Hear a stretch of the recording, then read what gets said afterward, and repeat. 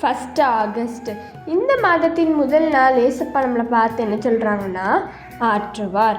நான் உனக்கு ஆரோக்கியம் வரப்பண்ணி உன் காயங்களை ஆற்றுவேன் என்று கர்த்தர் சொல்கிறார்னு எரேமியா 30:17 சொல்லப்பட்டிருக்கு. நோய்களிலும் பலவீனத்துலேயும் நிறைய பேர் சோர்ந்து போய் உட்காந்துருப்பாங்க. அவங்களுக்கெலாம் ஏசப்பா ஆரோக்கியம் கொடுத்து ஒரு மன தைரியத்தை ஏசப்பா கொடுக்க போகிறாங்க.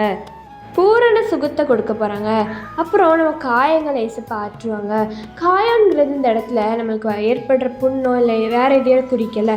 நம்ம மனசில் நம்ம நிறைய கஷ்டம் நம்மளுக்கு இருக்கும், துன்பம் இருக்கும், வேதனை இருக்கும், ஏமாற்றங்கள், மனவேதனை, இந்த மாதிரி இருந்து எல்லாத்துலேருந்து ஏசப்பா நம்மளை சீர்படுத்தி நம்மளுக்கு ஒரு புது வாழ்க்கையை தருவாங்க.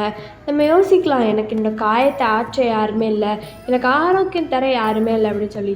இந்த மாதத்தில் முதல் நாள் இது ஒரு வாக்குத்தத்தமாக எடுத்துக்கோங்க. ஏசப்பா சொல்கிறாங்க உங்ககிட்ட, உங்களோட காயங்களை ஆற்றுவாங்க. எல்லாத்தையும் ஆற்றி உங்கள் ஏசப்பாவோட பிள்ளையை அவங்களை ஏற்றுக்கொள்வாங்க. ஜெபம். அன்புள்ள தகப்பனே, இந்த நாளை காண செய்த கிருபைக்கு நன்றி அப்பா. எங்களுக்கு ஆரோக்கியம் நீங்கள் தந்து எங்கள் உடம்புல ஏற்படுற காயங்கள், மனசில் ஏற்படுற காயங்கள் எல்லாத்தையும் நீங்கள் சரியாக்குங்க ஏசப்பா. அதுக்காக உதவி செய்யுங்க.